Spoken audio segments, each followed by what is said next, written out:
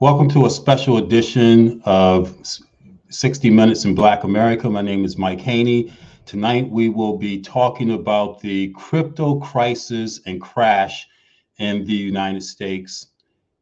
Don't go anywhere. We'll be right back for this very important discussion.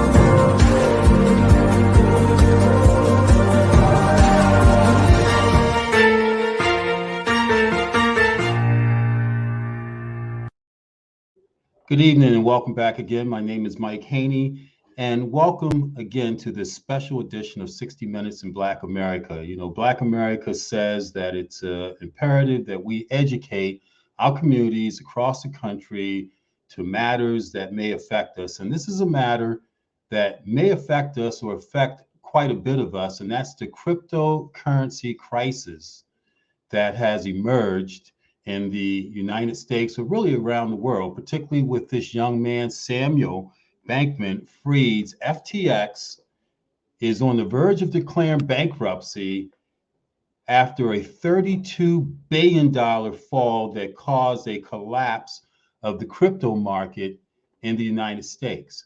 Now, we know that Bitcoin and Dogecoin, for those of you that are familiar with it, and we're all going to be educated this evening because we're all trying to understand that. We know during the course of the pandemic, as people were sitting home, people were on their computers playing, buying Dogecoin, Bitcoin, and Ethereum, and some of the other well-known cryptocurrency out there. So we're all going to be educated as to what this is. And a lot of people made a lot of money. But when you don't have a tangible substance that I can see, we go to the grocery store, we pay for our groceries with $1. We go to the restaurant and we pay with a credit card that's tied to $1. But this cryptocurrency, which is internet-based and involves mathematics and algorithms that they say is secure, is unregulated. Matter of fact, the White House last Friday had a press conference after the fall of FTX, talking about the need to regulate cryptocurrency, which is unregulated, unheard of, unregulated here in the United States. So the implications of this young man, Sam Bankman-Fried, who was a political heavyweight.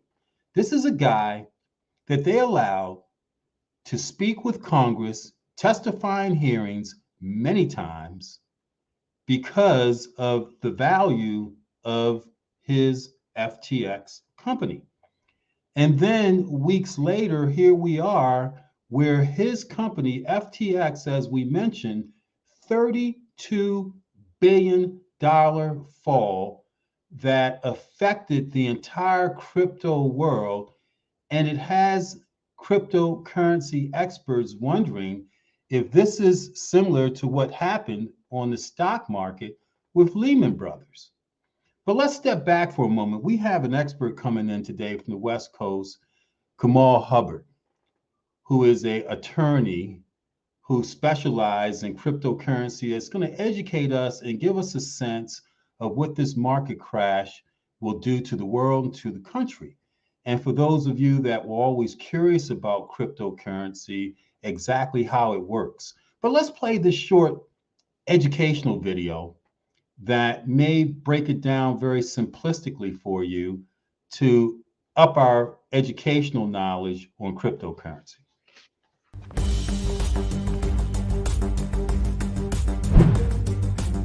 When we buy or sell things, the payment is usually processed by a bank or credit card company. Problem number one, the companies often take a cut of the transaction. Two, we have to trust these companies to protect our sensitive data from hackers. Three, most international payments take a long time and are expensive. To solve these problems, we could use a special currency that is secure and based on the science of cryptography, which is a way of protecting information using mathematics. This special type of currency is called a cryptocurrency. and only exists in computer networks. When you send someone this special currency, the money goes directly to them, removing the middleman. And at the same time, the transaction is broadcast to the entire network and recorded in a permanent way, which means it's almost impossible to fool the system.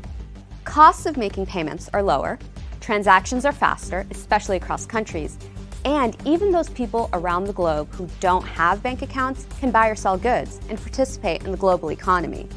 However, there are some risks. The transactions in most cryptocurrencies are anonymous. Some cryptocurrencies can even be untraceable. This can make it easier for the bad guys to make payments without being noticed. If you lose your password, you could lose all your money. At the moment, cryptocurrencies are highly volatile. They can't process large amounts of transactions quickly yet, and they're not even widely accepted. But if we can counter the risks, then this new technology, or some variation of it, can completely change the way we sell, buy, save, invest, and pay our bills. And who knows, this could be the next step in the evolution of money.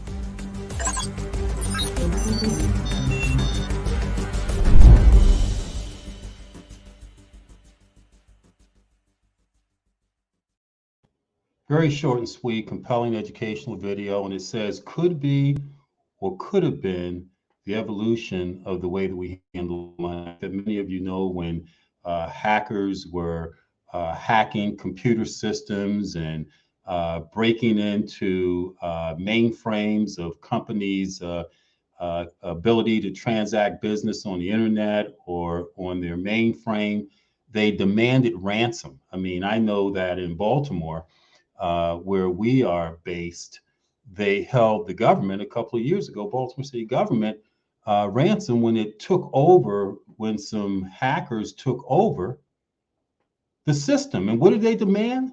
They didn't demand to put dollars in a sack and leave it by a telephone booth. They demanded payment in Bitcoin because, as it was said in there, it's untraceable. And hey, during the course of the pandemic, we talked about the fact that many of us were on the internet playing with Dogecoin because Elon Musk, who subsequently bought Twitter, right, talked about Dogecoin, and was it the excitement of the image that Dogecoin presented, or was it the fact that it really could make money? And I have to tell you that I personally had that experience, didn't understand anything, had a son that understood quite a bit, said, hey, Dad, invest in Ethereum, made $3,000. I did. Invest in Dogecoin, made like another $4,000 or $5,000. I don't know what it is. And he wanted 20, 30%, and that wasn't happening, you know, but it was something that was intriguing. And it seemed to me like we talk about pyramid schemes, et cetera, because I don't know what's behind it. I don't know what it is. And now as you hear this Samuel Bankman-Fried in trouble, guess what? You're hearing other names about around him. In Florida yesterday, a lawsuit was put in place that not only sued Fried, it also sued Steph Curry. It sued Tom Brady and Tom Brady's wife, Giselle, because they were major spokesperson for FTX. And the suit claimed that it was a fraudulent presentation of this company, and they all knew that ultimately it would fail. So as I mentioned to you tonight, as we all learn more about cryptocurrency and the implications, particularly as it relates to our communities, one of the things, as I mentioned earlier, that's important when things that happen worldwide, nationwide, even though they may not touch us directly as inflation has touched us all directly, we still need to know, we still need to understand exactly what it means to us as our communities, as our businesses.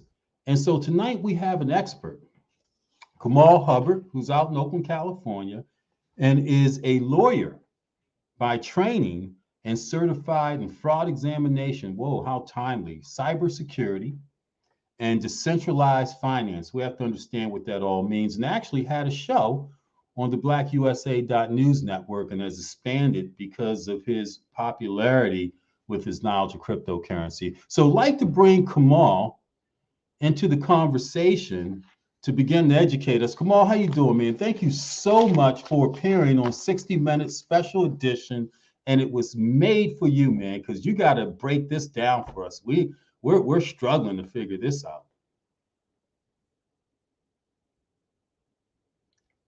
I think they got you on mute.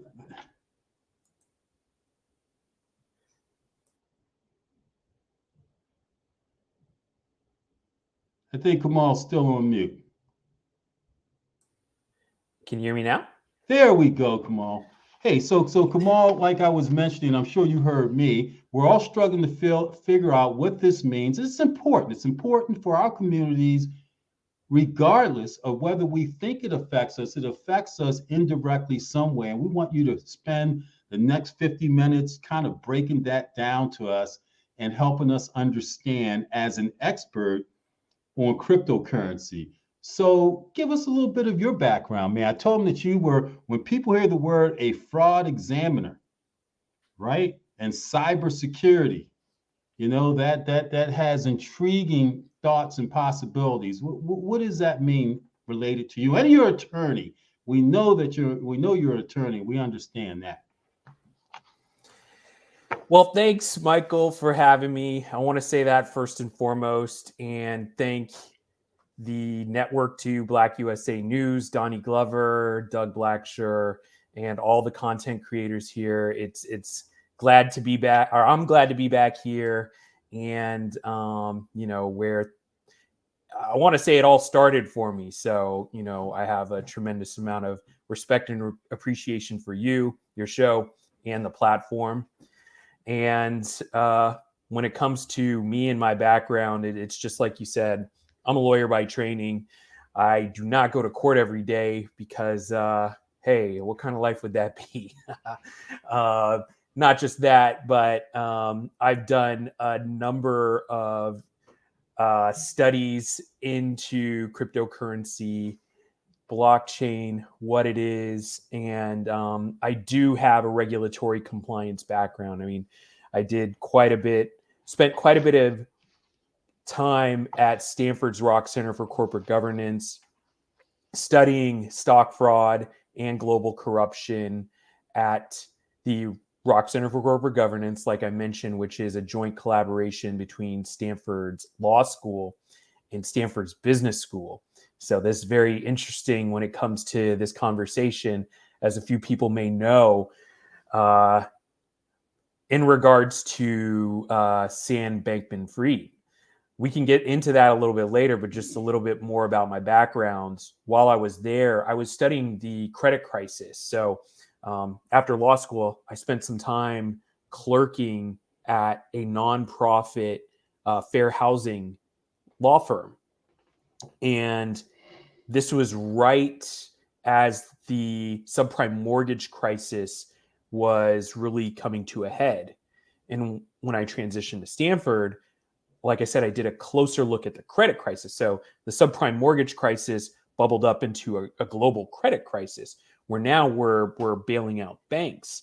And why were we bailing out banks, and which banks got sanctioned? And nobody really went to jail. And so clearly a lot of people were very upset with the banks as a result of their shenanigans, for lack of a better term. And as I was conducting all of this research, I kept coming across this thing called Bitcoin. And, you know, the first year or so, I think I came across it maybe in 2011, maybe 2010, hearing about it. And, you know, I just thought to myself, well, if this is not a scam and it's really real, it's going to be big. So, you know, I kept seeing it for another 2 years or so, just in the course of my regular research into stock fraud and global corruption. And then I took 2 years to conduct independent research in 2013 to understand, once again, is this fraudulent or is this real? And In fact, Bitcoin and blockchain technology itself, at its essence, are real. They're true. Well, that's interesting you say that, because I think a question comes back, as you asked the question back in 2011 and 2012, is this fraudulent or is this real? And then we're dealing with free and FTX and the big and the Bitcoin demise over the course of the past year. And I had people, when they knew we were doing this show today, texting me saying, should I invest? Should I continue to invest? And obviously, they know more than the average person. But if you could, I want to play a clip for us to begin a conversation. But first, what would be a 2-minute elevator speech? Someone said, hey, Kamal, I'm going to give you 100 million Bitcoin if you can tell me in 2 minutes for the dummy, what is cryptocurrency? What does that sound like? Educate our public on what crypto is. Yeah, so cryptocurrencies are essentially digital assets. On the screen, we actually see coins themselves, but none of these assets are really tangible. If someone gives you a coin with a B on it, saying that's 1 Bitcoin, that's not true. It's essentially the foundation of these digital assets is something called blockchain or digital ledger technology. And what that digital ledger technology is essentially, it operates like a library, right? Where if you check out a book, there's a record of who checks that book out when it's due. Or also like a hotel check-in system. So, in a hotel, there will be like room 412, and we know who checks in at what time and when they're supposed to check out and their method of payment and so on and so forth. The reason why you want to do that is to make sure that when you're checking in another guest, they don't walk in room 412 when somebody's in the bathroom or something like that. You know what I'm saying? So we want to make sure that we know all of the transactions are transparent, and this ledger system keeps track of where coins are at any given time. So you're saying the image that's behind me, there's no correlation to the image behind me of over my left shoulder, a dollar bill symbol and that symbol of a bill. They're not equal in terms of either value or even a tangible trade or tangible transaction opportunity as far as getting or buying something. So that B on my backside is essentially just symbolic of what it is I can't see. It's just their symbol of what I can't see, because I can't see to the point I see $1, my value of this cryptocurrency. Is that what you're saying to me? It's yes and no. So if someone were to hand you a coin with that B on it, that is not a Bitcoin. It has no value, is what you're saying. It has no value. Now, that dollar that's behind you, if I hand you $1, yes, it is legal tender to satisfy debts, public and private. However, when you put that dollar in a bank, now you don't have that dollar anymore in your hand, but it shows up as a dollar in your bank account. But what banks are doing with that dollar is they are lending it out to other people so that the banks can actually make profit. And that's the fractional reserve system model that our banks operate under. And with so Bitcoin, do you have that? Do you really have that dollar if it's in your bank account? Well, I don't, but I know that it's there, and I know I should be able to call for it at any given time. And with Bitcoin, they don't have that ability from the educational video we have to do that, because it says that there doesn't have to be a Kamal or Michael identified attached to this cryptocurrency, right? It's a digital footprint. So a lot of people get confused that cryptocurrencies, or we'll just say Bitcoin, is anonymous. They say it's anonymous, but in fact, it's really pseudo-anonymous. Now, you've seen a Bitcoin address before, right? It's a string of numbers and letters that identify a given wallet or an account without any other identifying information. So if you just see that string of letters and numbers and you don't know who's attached to it, then yes, that person is anonymous until that information gets availed. Like if I say, hey, Michael, here's my wallet address, send me some Bitcoin, then you know it's me. But otherwise, if you were just to start looking on a blockchain explorer and look at a bunch of addresses, you don't know which one belongs to me, once again, until I avail myself. So it's interesting that that Jamie, and thank you, Jamie, for saying this. BTC is simply a digital transparent ledger system that replaces the need for a central bank, right? Correct.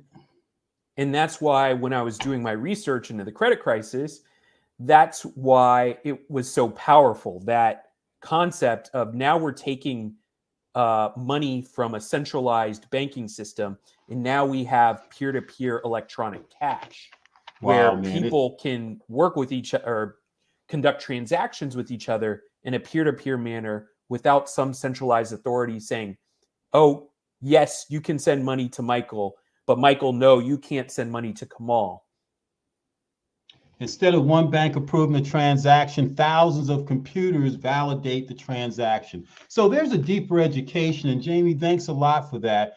As you augment, what Kamal is saying to us, there seems to be a deeper need for us as Black communities and Black demographics, Black businesses to understand this, because the only way that we could equate to the headlines of crypto and crisis. Maybe people like Kamal and Jamie had investments, is to see an attachment of a value that we could equate, which was $32 billion. They attached the value to FTX of $32 billion. And then when they attached people that we were familiar with, Steph Curry, Tom Brady, Tom's wife Giselle, and others that represented this, as well as the president and the press secretary that said that this unregulated currency had to be regulated, it's hard for us to understand its significance to us as a community. So could you break that down as to why it's important for us to understand the recent demise of crypto, or the crisis that cryptocurrency is, and why should we understand how would it affect us? Well, most immediately, it's going to affect anyone who was on the FTX platform and anyone who was an FTT token holder. Those are the people who it's going to hurt the most. Honestly, the whole industry is feeling even more pain right now. But really what caused the markets to really take a deeper dive was earlier on this year in May, when Terra Luna, another algorithmic stablecoin, decoupled from its peg and began to basically drop down to zero. It was also an under collateralized algorithmic stablecoin. Now, in past shows, my previous shows that you guys can check out in the archives, I talk about stablecoins and algorithmic stablecoins in particular. But now it's actually coming out that Alameda Research and FTX may have been behind the short sells that attacked Terra Luna. Now, these are just allegations. Obviously, Sam Bankman-Fried, everyone who's associated with FTX has due process rights, and they're innocent until proven guilty. There's still going to be a lot That's of the lawyer in you talking, right?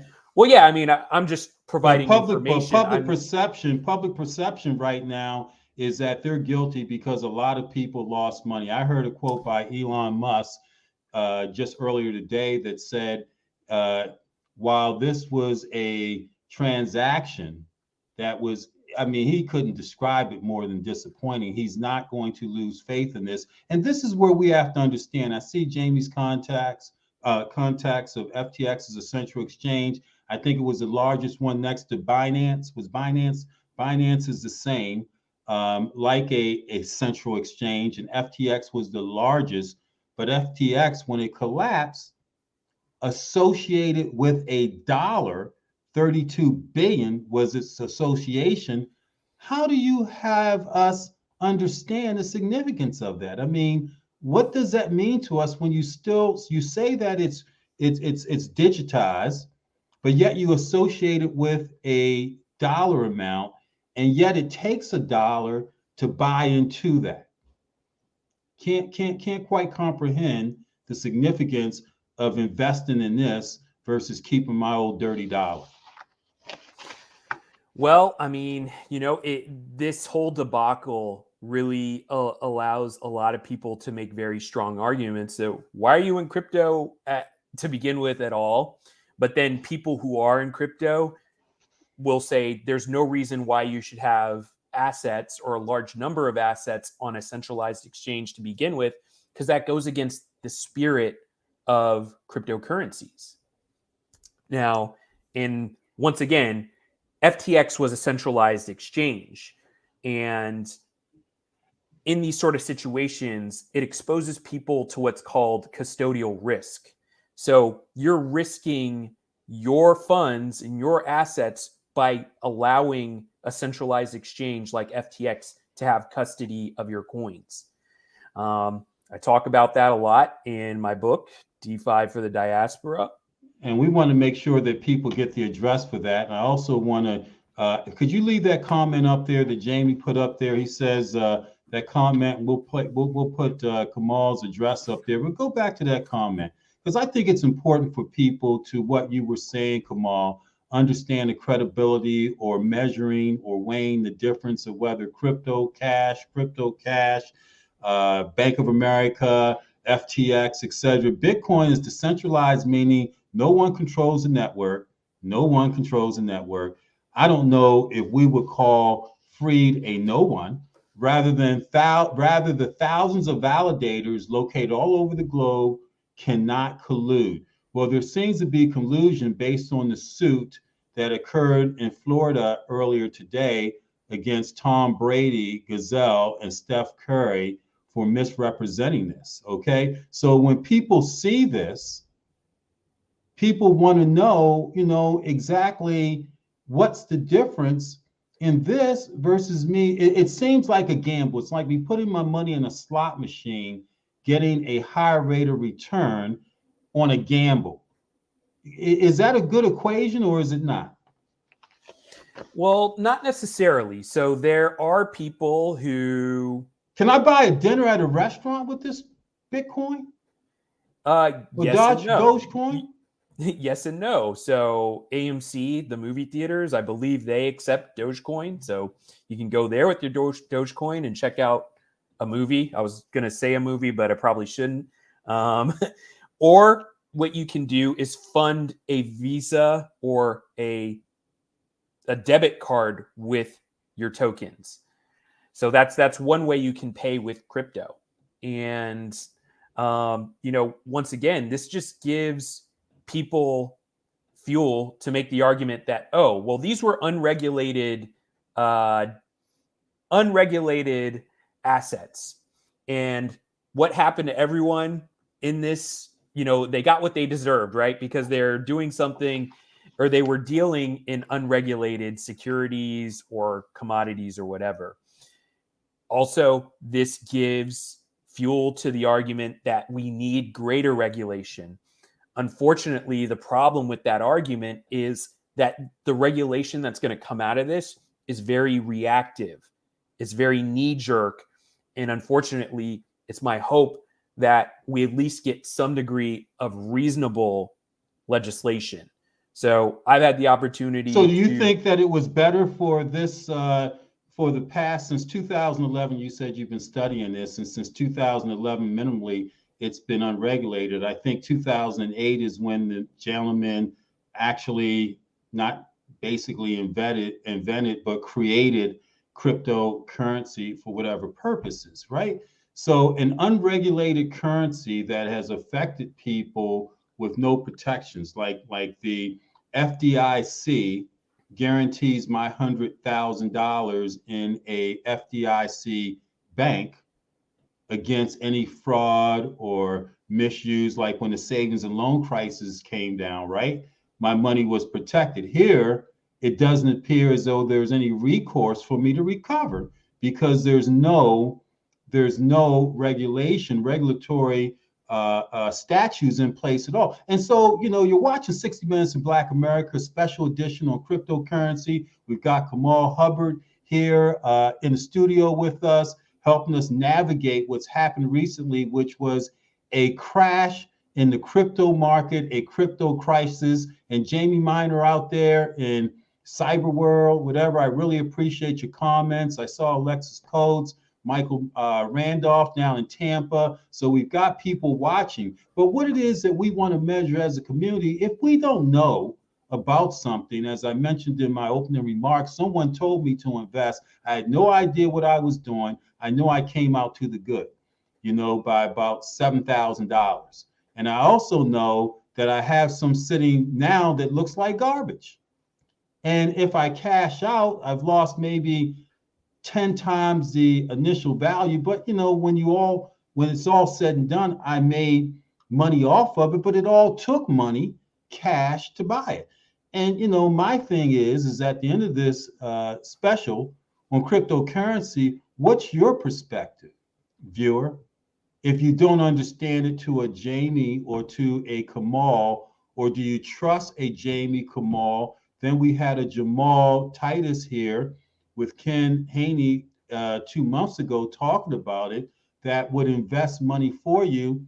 Maybe at the end of the day, after the end of the show, you may say, well, hey, I'll just go and get my 0.5% off my $10 and keep it in a savings account. So talk to us, Kamal, about tomorrow. What should we do and what should we look at in terms of continuing to have faith in cryptocurrency? Why? I'm glad you asked me that question, because it gives me the opportunity to say that everything that I've said before on this program and I'll say after is not financial advice. It's not legal advice. Absolutely. It's not tax advice. It's not life advice. I spent 2 years researching this technology in cryptocurrencies, in markets. I got certified in cybersecurity so that I can understand the security aspects of it. I got certified in fraud examination so that I could understand if it was fraudulent. I later got certified in decentralized finance so I can understand how to operate outside of the centralized authorities. So I've done my research, but if I could get those 2 years back that I spent researching, I would have just found a way to invest, because had I done that, I would have much more Bitcoin and I would be doing much better off than I am doing now financially. But, these are the things that. So you're saying at the point that the pyramid, if I looked at this as a pyramid scheme, which people essentially may describe it as, had you been in at the right time of the pyramid, because the issue they said with FTX and Freed was that when people made their cash call for cash, he couldn't cover the bets. It's like going to a casino and playing craps and then going to the cashier window, taking your chips there, and they say, well, the chips have value at the table in the casino, but out beyond the walls of the casino, they only have value if they're exchanged with something that the world uses. And we can't pay you with what the world uses. Does that make sense? That makes absolute sense. And somebody asked me that question over the weekend, but instead of the casino, they used a bank instead.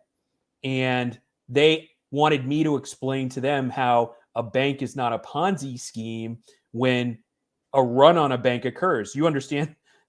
It's the same situation you just laid out, but it's with the bank. And when banks don't have the cash physically on hand to give out to their account holders. And I basically, and that's when the regulated FDIC kicks in, though, right? Versus this scenario. Is that yes, an but opportunity? yes, but the FDIC only has a certain limit on accounts. I believe it's $100,000. yeah. So, what do you do in Better that than nothing? situation if you have more than that, right? And what about the situation where there's a line of people outside of the bank who can't get their money? Is that similar? Is that similar to what's happening with Bitcoin and cryptocurrency as it relates to FTX?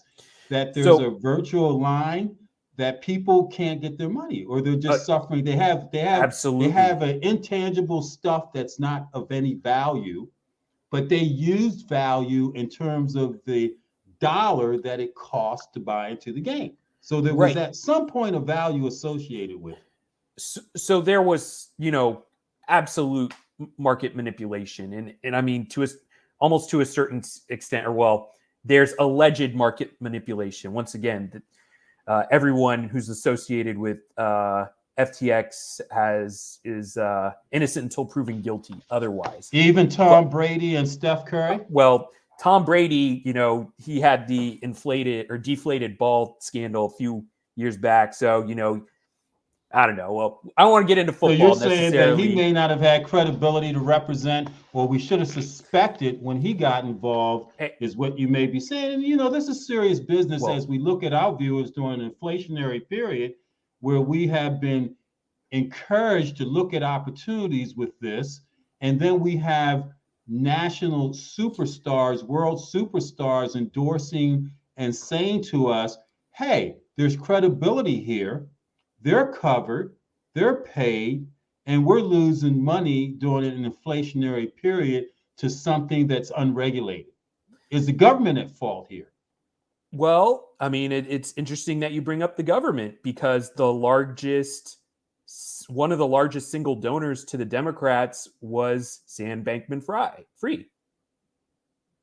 So if we're wondering why, the U.S. government isn't going to the Bahamas and raiding his penthouse right now, it may be because he gave Democrats tens of millions of dollars. Hey, so he trumped us all, because you're absolutely right, Kamal. And this is a great discussion, man. When you talk about politics and us as a people, and I think we're beginning to narrow down on how it really affects us and how policy of special interest, because maybe he bought in, did not want it regulated, so that he's able to continue to build and to manipulate, because someone used the word manipulate, the fund to a point where it is what it is. He's got his money.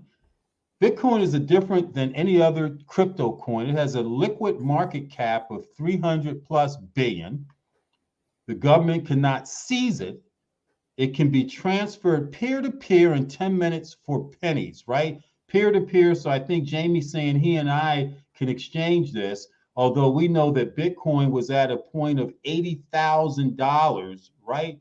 For a coin, I think they describe it. And now it's down to less than 16,000. Matter of fact, it was higher than that, right? Kamal, what was the highest that Bitcoin was on the exchange at its highest point? Wasn't it like a couple $100,000 equivalent?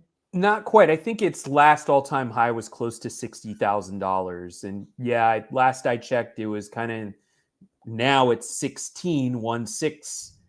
And people can understand that correlation. Right. That's a correlation. But to go back to the what was said earlier, so yes, what is true is that, most of the time, Bitcoin, or ostensibly, cannot be seized. However, the $300 billion liquid, that's contestable, because there are a lot of wallets that cannot be accessed right now. I know, unfortunately, I've had wallets that I've gotten locked out of. So you can't liquidate that wallet if you don't have those keys. I can go into that wallet right now. Wow, that is profound. You know why that's profound? Because I don't understand what the hell you talking about Okay, when you talk about sorry. wallet and keys. No. That's a good thing because I think it's important that our viewers understand how that conversation goes. When you talk about being locked out, it's like I didn't pay my rent because this is the stuff that we equate to. I didn't pay my rent, so I can't get into my house because I didn't pay my rent. Or the landlord, or I don't have electricity, right? Because I didn't pay my bill. And you're saying you are locked out and you can't access your equivalency of money. Is that what you're equating to? Yeah. So when you have a wallet, you have what's called, when we're talking about cryptography, you have what's called public keys and private keys. So essentially, the public key for a Bitcoin wallet is that string of numbers that I talked about earlier. The private key is another string of numbers. Now they've kind of moved away from that to now it's a series of what's called seed words or seed phrases that are completely random. But if you lose those words or if you lose that string of numbers and letters, you cannot access those funds. You're locked out. And I don't know. I know some people I live around in my community. If they don't have a door to go beat down and somebody done locked them out of their cash, oh my. They talk, well, where did you go riot? Because I want to riot. I want to hit something. I want to break something down. And this is all virtual, right? Digitized. And that can be kind of, is it frustrating for you? Well, yeah, because, however many years ago, something that was $20 is now like $5,000. Yeah, I mean, I want to slap myself or worse. But hey, this is how you learn in crypto, though. You make those Absolutely, and this mistakes. is important. So Ebo up there, let's read this quickly before you continue on. The reason understanding crypto within the Black community is that our financial system is changing. We need to understand what the new system looks like or will look like. And I think that this is a perfect opportunity, Ebo, Jerry, for us to look at it, particularly as it is in a state of demise. And you had two entities. You had FTX as well as there was one other one that failed last week or declared bankruptcy. I forget the name of it. Alameda Research Hedge Fund. So two of them declared bankruptcy last week. So I agree with you there, Jerry, that is absolutely a time for us as a community to understand the change in financial systems and begin to absorb this, and begin to understand it and to understand what Kamal does on an ongoing basis and look at his book or look at his podcast, because our grandkids or my grandkids, this may be the way of the world.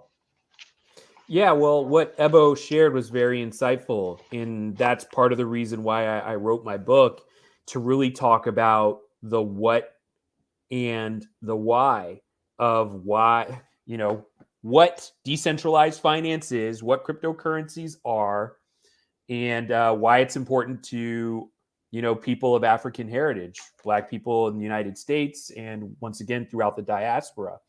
Bitcoin is great, but we have the power within ourselves to create our own currencies. Now, I don't want to say one currency because I don't necessarily believe it should just be one.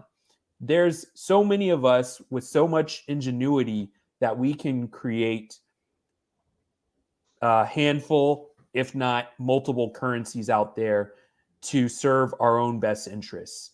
Now, the how is what I'm going to be going over in my book tour, where I'm going to different cities throughout the country. So we have the what, the why, and the how to actually get those wallets, how to onboard onto crypto. These are going to be things that I'd like to have an opportunity to teach people. And if we're going to definitely give you an opportunity to come back on this show.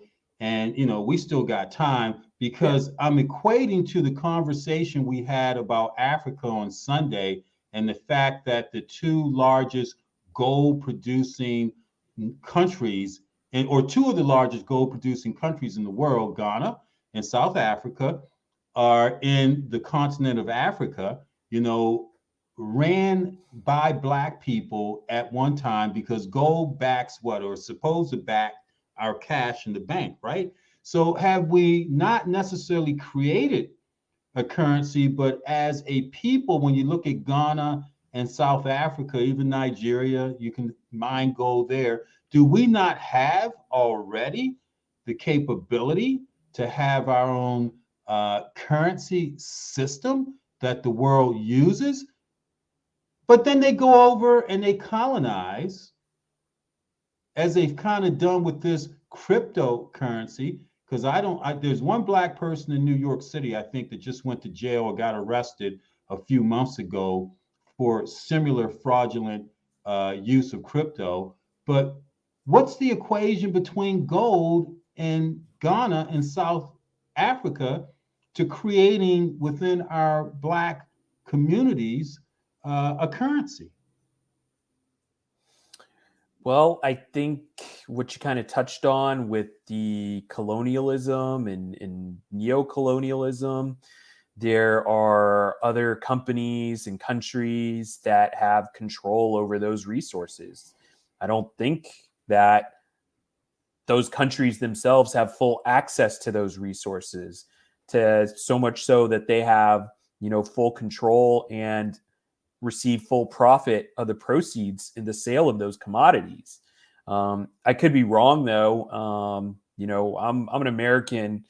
I've been to Africa before, but to me, that's the way it seems, right? Well, it sounds like it makes you, like me, an African American, right? With our roots and heritage. You said you're American and you've been to Africa, so we're African Americans. So I'm listening to you and I'm looking at some of the comments because it seems like people were engaged. And because I used to watch your show every Friday, and I got to tell you, I don't consider myself very bright at all, but I was lost. But what is the strategy with this lesson learned for the big dogs, for us as a community to strategize so that, to what Jamie mentioned, to what you're talking about, is to educate ourselves? Because maybe at its point now is a time for us to buy.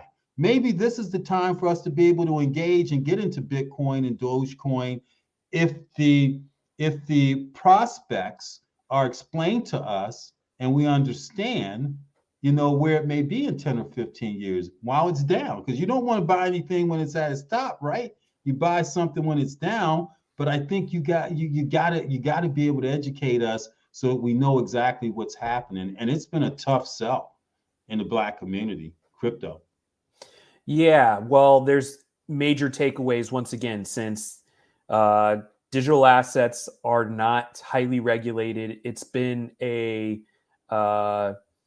it goes to the old adage, buyer beware, right? So you have to not invest any more than you are willing to lose at this point until regulation happens. And we don't know what regulation is going to look like. We don't know how, I don't want to get too far off and speculative, but we don't know what sort of regulation we're going to get because of this. We could get something that looks like the Patriot Act, which is draconian. And once again, it's knee-jerk. And that's not the sort of regulation I would like to see necessarily for crypto. Absolutely. Another it scares me when you have an equation of a freed that's equated to Bernie Madoff, right? And Lehman Brothers, when you're talking about currency or anything that we can use that's tangible. And someone mentioned there are some avenues to put a down payment on a house. Elon Musk said that you should be able to get a Tesla car, etc. And we can, that's quantifiable to us as a people. But the education point, besides buying your book, and I want to hear about your book in the last couple minutes, and why we should buy your book, why we should watch your show, how you're going to educate us, because we need to know, and we need to know quickly before it goes back up, if we believe that it may, and we buy low and sell high. Yeah, well, I knew that this was not going to be enough time for us to really talk and cover everything, but something to go back to. You talked about Alameda Research. Alameda Research was a sister company to FTX. They were the hedge fund that did quantitative trading that pumped up a lot of the assets on the FTX exchange. So Alameda was actually doing some of the market manipulation to increase the prices of some of the tokens on FTX. I think that's very important to mention it, and that's allegedly, once again. But you know, another adage that needs to be minded, and this is more of an insular crypto adage, is not your keys, not your crypto, or not your keys, not your cheese, which goes to say, if you give your coins out to anybody and you don't, and it's not in your wallet, stuff happens. Even people with the best of intentions that you give your crypto to, they could fall on hard times and you're not getting that crypto back. So this is something that we have actually have an opportunity to learn about Web3 wallets, which are fully non-custodial, where you have custody of your funds at all times and you can make the sort of moves that you want to. That's what decentralized finance is all about. You're taking your money and a lot of risk in your own hands. Just like now your money isn't in a bank, all the risk that a bank takes to secure your money, now you need to invest in those risk-taking measures to make sure that your network is secure, making sure that your funds are secure, making sure that your device is secure. And it's not that hard. It's just a few things. And I cover it in my book as well. So give us a sense of that book. Give us a sense of that book. Me as a person that should probably be reading Crypto for Dummies or something of that nature. Is your book more theoretical? I want people to go buy it, and let's make sure we put the address up there, the website address up there. Is it more theoretical in terms of how we as a community, to what Jamie was saying, as a community, we should invest in because the world financially and systems are changing? Or is it really break it down to me and give me an understanding of what crypto is so that I know exactly what I'm doing? What does your book do? Yeah, so my book really starts out with the unrest of 2020, and it talks about, you know, what unrest is that like George Floyd and Breonna Taylor and okay. Yeah, exactly. And you know, really how we don't have the financial structure to fully protect ourselves. From there, you know, I talk about that. I talk about the history of money, but I also talk about the financial crimes that have been lodged against our community, whether it's in Africa with Operation Spear and what happened there. That's obviously a long story. Black Wall Street, of course, the Freedmen's Bank. I touch on those sort of historical aspects, but I also talk about African forms of currency like cowrie shells, kissy pennies, and how this sort of money was regarded in different ways throughout Africa. And so much so that certain African countries with these currencies thought of these denominations as actually having a soul. And if we can do that with this very low barrier of entry, where all people need is an internet connection and an internet connected device, and we can give our new digital money soul, think of what kind of world it could be.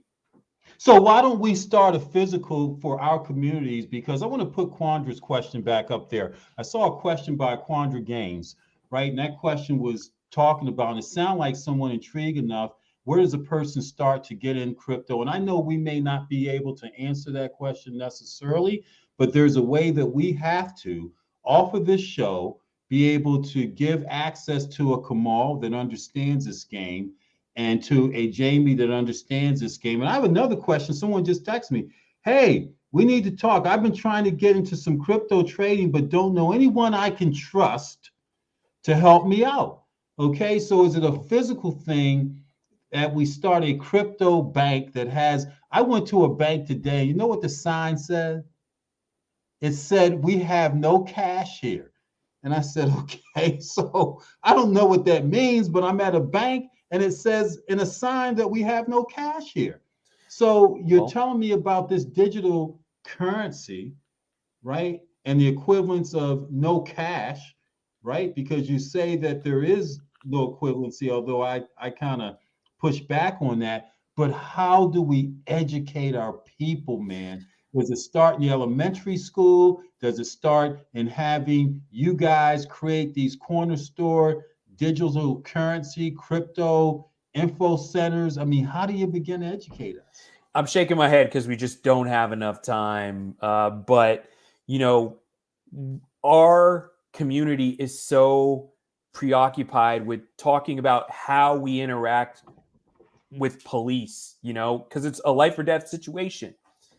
And we don't prioritize having a financial talk with our families. And understandably so, right? If you walk outside and you have the wrong interaction with the wrong person, it can be your life or your livelihood. So, you know, how do you prioritize talking about financial literacy in the home? Well, we got to start taking that risk as a people now. And I'm making myself available to people, whether it's one-on-one coaching and consulting or group consulting, to talk about how do people get in touch with you? We want to put your address up. We want people to see your show. The producers are ready to type in so that people can touch bases with you.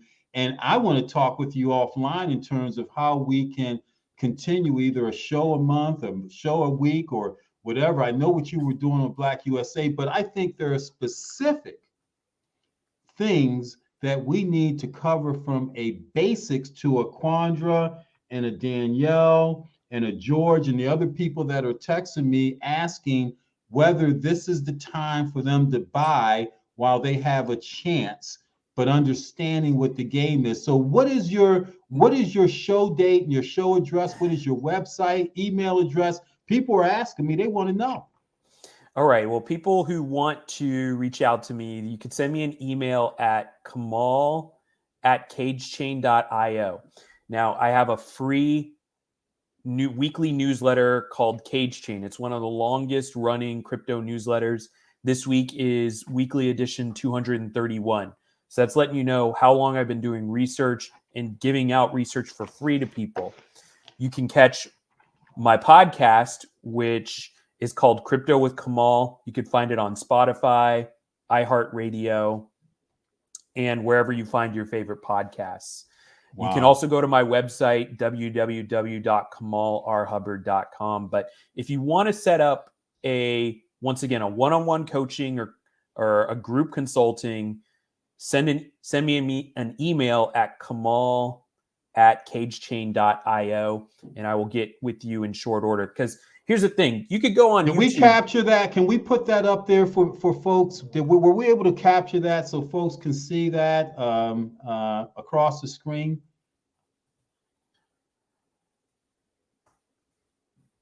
Well, I hope so. But and so yeah, we want to write that up there. So you said Kamal at Cage Chain. Yes, CAGECHAIN.io. And .io at right. .io. Okay. So once again, here's the thing. You could go to YouTube and just do a search for crypto and just start scrolling. Scroll down and scroll down and scroll down. Tell me when you get to the bottom, and watch all those videos and what you're going to get out of it. What I'm here to do is just cut through the chase. Give you a needs analysis. What do you need? What are you trying to accomplish? Me, I'm a long-term investor. I'm an investor for the long term. And there's some things that I do because I'm not a day trader. Now, you may be a day trader, and you may be really good at day trading and getting in and getting out of the market and doing that for a profit. I invest for the long term. Now, those are the people who are really doing research. Now, the people who are just throwing money into it and trying to get lucky, those are the gamblers. And gamblers, the house always wins, right? So regardless, we can determine, or I could determine essentially how you want to do things, how you want to play this for the long game. Because what I would say right now is things are going to get a lot tougher now with regulation, and the people who have crypto now, they have their foot in the door. Also, since the markets are down, it is a great time to do the research that you need to do to begin feeling comfortable. And once again, Wow. that's where I help people, to give them the information they need to start getting confident. Get on Zoom calls one-on-one with you and show you how to get your assets, and you're not sending anything to me, right? Because that's where things, once again, they get dangerous. Even if you're sending it to Coinbase, who we don't know if Coinbase is the next thing, because now what FTX has done is it's caused what's called a contagion, which is essentially that sucking sound in the market where we don't know when we're going to hit the bottom, but until we do reach the bottom of this market, FTX is going to have their hands on everything on its way down. Wow. And so I see there's another address up there, Kamal. I'd love for you to commit, man, to come back to see us in a couple of weeks or so, man. And I promise to let you go free because people want to hear. I'm surprised we did this. We put this show together because of what's happening.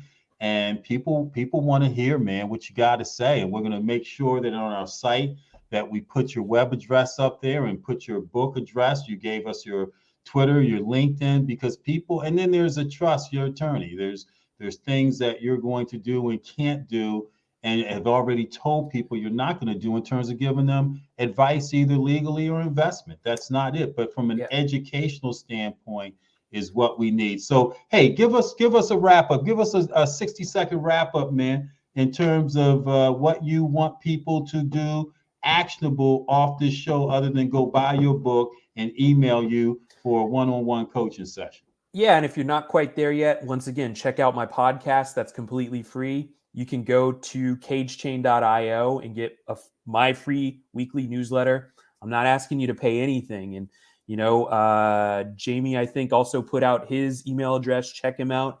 He's willing to help for free, too. There's people within our community that you can trust, and seek those folks out. But at the end of the day, not your keys, not your coins. So keep that in mind. And I would love to come to a city near you. So if you want to send me an email and you're an organization and you'd like me to speak to either your church, your book club, your investment club, reach out to me, and I would love to set aside some time and make that happen. And once again, love to come to your city, Michael.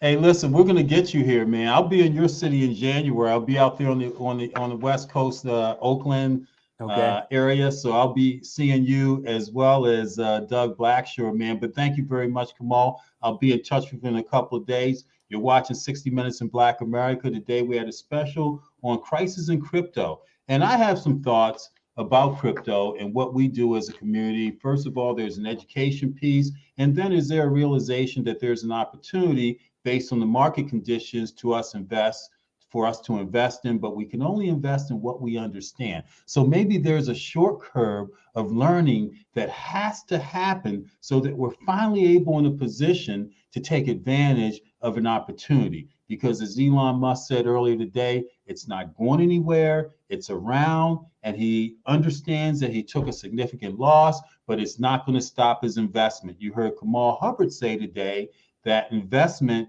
is something that he looks at for the long term as well. So there has to be something to this as I get up to speed and understanding, and encourage you to get up to speed to understand, because Kamal, Jamie, and Jerry said that crypto is the wave of the future. And even Janet Yellen with Treasury said today, it's not going anywhere. And we as a country, a government, have to figure out how to regulate it. Mike Haney, 60 Minutes in Black America. Thank you very much for joining us for tonight's special. We'll see you Sunday when we'll have Dr. J. Keith Motley, Life Legacy of a Serial Educator, Sunday at 6 p.m. Have a great week. Thank you.